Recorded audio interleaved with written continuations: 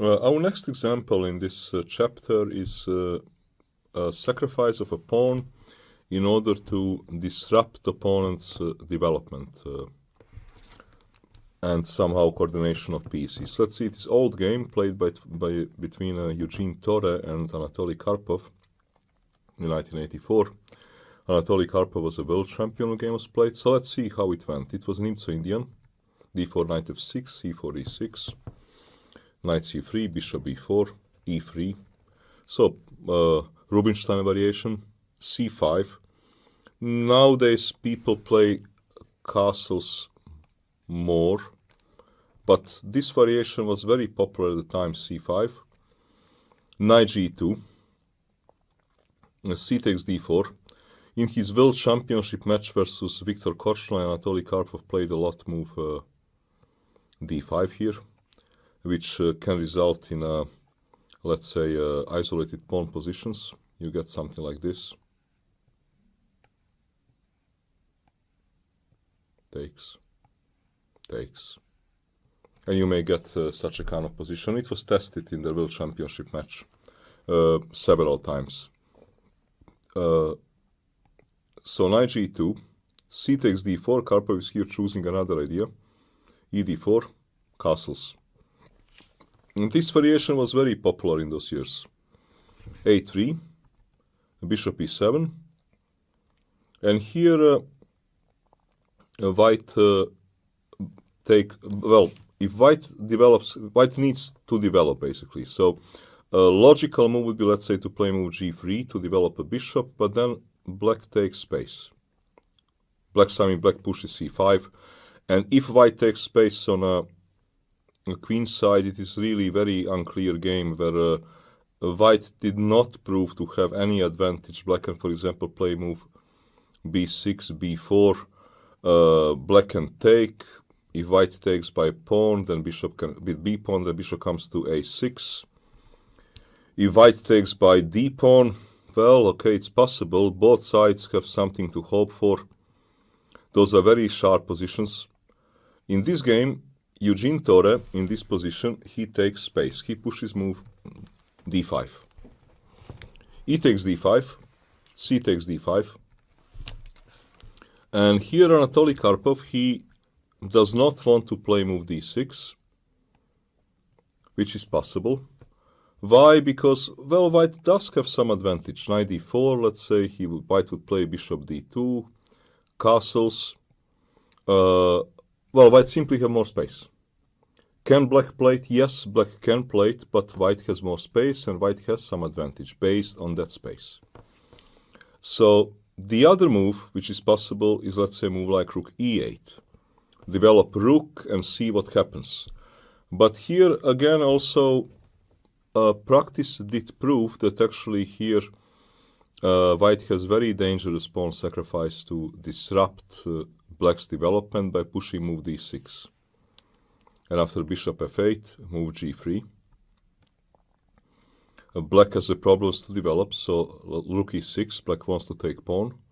Let's say bishop f4, knight h5, bishop e3. Rook takes d6, grabbing a pawn. Queen b3, knight c6, bishop g2. And similar to our game, what we will see, white has a very huge compensation here, because for the price of one pawn, black has very much discoordinated his pieces. Capablanca said that there is not a single pawn which is worth 3 tempis. And well, here black spent more, because this rook will need, this knight needs to go back, so it will be more tempi. This rook will need to move. So for example, knight f6, castles, rook e6, rook a d1, d6, knight takes d4, knight takes d4, bishop takes d4. It is obvious that white has tremendous pressure for this one small sacrificed pawn.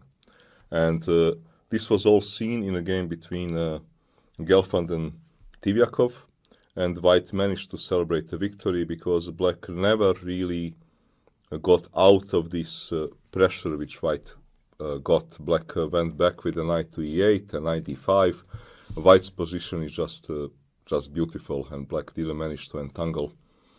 So Karpov played move bishop c5, which is considered also the main move. b4, hitting on a bishop. And here we have actually important moment, because Anatoly Karpov played here move bishop b6, which later fell out of fashion more or less because of this game, actually. Nowadays, what people play is bishop d6. You may wonder, why would I spend a tempo provoking b4 and then remove my bishop to d6? Well, because I don't mind this pawn being on b4, because this bishop will go to square e5, and I would also sometimes play move a5, provoking move b5 and gaining some more squares.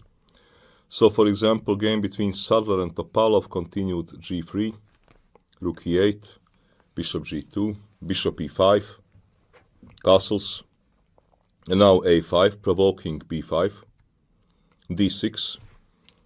This knight can beautifully develop to c5 square, and Topalov had a good game with black.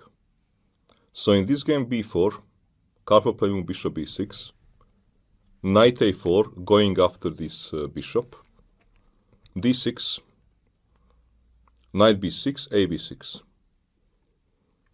Okay, white took a bishop pair and has more space, but white needs to develop. The question is how to develop, because this king is in a center.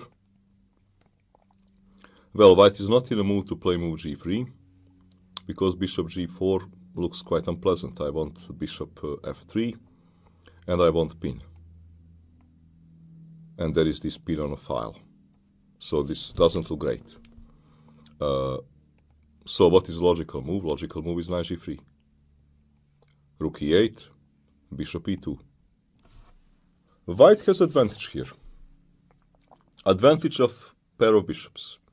It is not easy to evaluate the size of this advantage, but white has advantage. Now, however, Karpov gets very greedy and decides to completely discoordinate his pieces in order to grab a pawn and actually worsen his situation. Karpov here played move rook e5.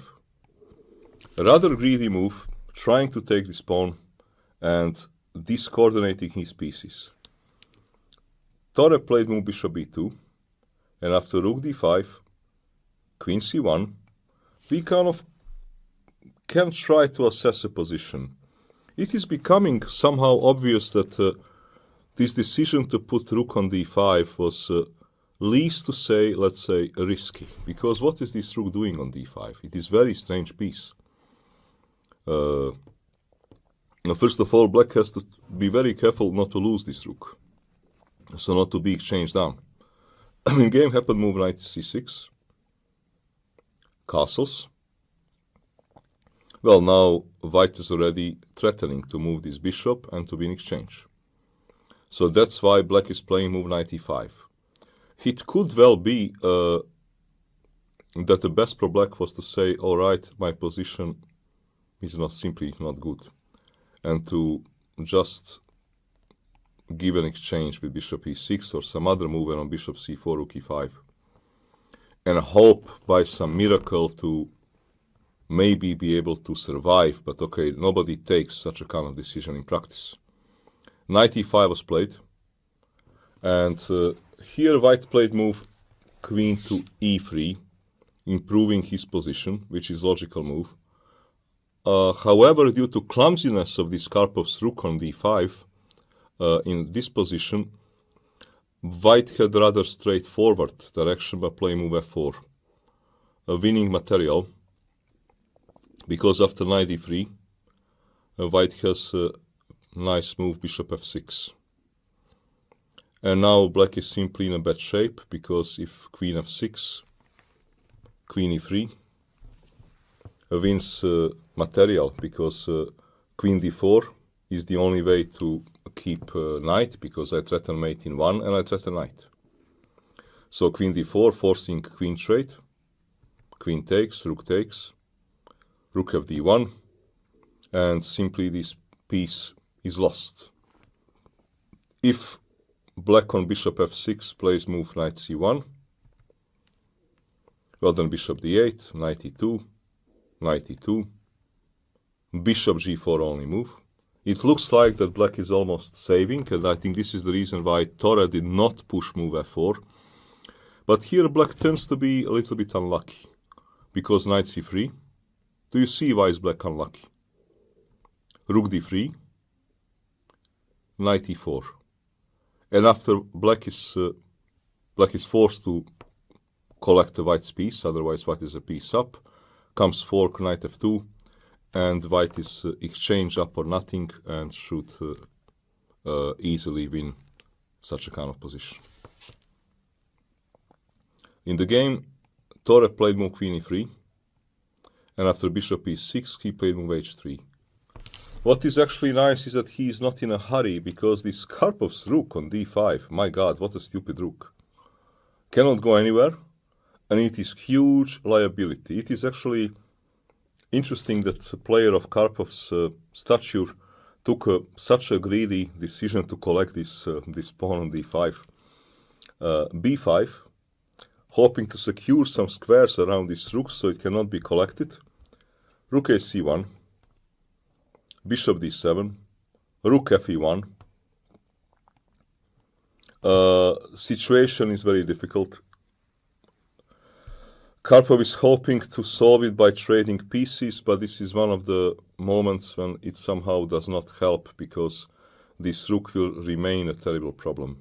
Rook c8. Point is that at some moment, actually very soon moment, white is going to push move f4,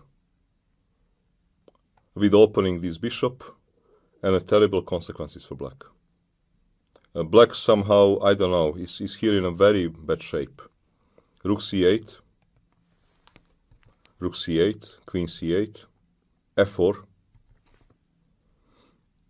Knight c4 does not help, because bishop c4, bc4, bishop takes, pawn takes, and let's say queen e7 with a winning advantage, because problem is that you cannot protect yourself. Everything is basically falling. Karpov played move knight g6, bishop f6, so damage of a pawn structure, gf6, and after all this kind of trouble, this rook is going to be lost after all. Bishop f3, queen c4, bishop d5, knight d5. There are different ways to win this position for white, obviously, but Tore actually plays it very elegant. Knight e4, queen g7, king g7, and now he plays move knight f6, a nice move to play against the world champion. King f6, queen c3, getting a piece back. Knight e5 only move, because king f5 would run into mate in 2, g4 takes a mate. So knight e5, take, check, king e6, queen c2. Well, white is, black has only one pawn for exchange, but black's king is terrible. e4, queen c3, f5, queen g7, now collecting some pawns, queen d2, queen h7, queen e3, king h2, well, pawn is hanging, so queen g5, h4, queen g4, queen h6, king e5. Well, this centralized king does not really help here, can help in ending, but in ending will be lost.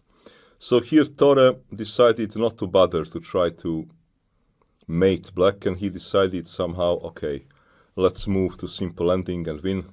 So he played move queen g5, a g5.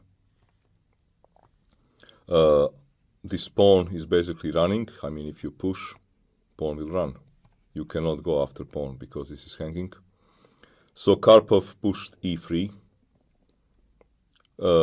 Same story, g6, king f6, king g3, bishop e6, king f4, e2, rook e1, bishop c4, and now Tore went for easiest way to win. He pushed g7. Karpov took king g7 and also resigned at the same time, because what is the problem? Well, actually there are many problems, but let's say what is the easiest way to win? The easiest way to win is if you know that pawn ending is a one for sure, it makes sense to play it. So this is actually the easiest way to win this position. And just take and win this pawn ending with an extra pawn. I like this game very much.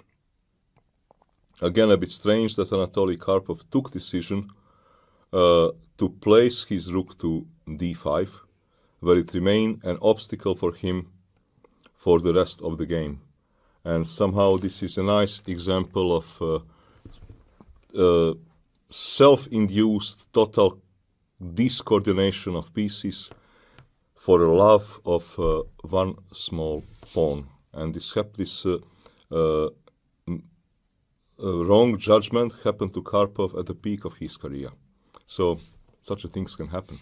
But this is a very nice example.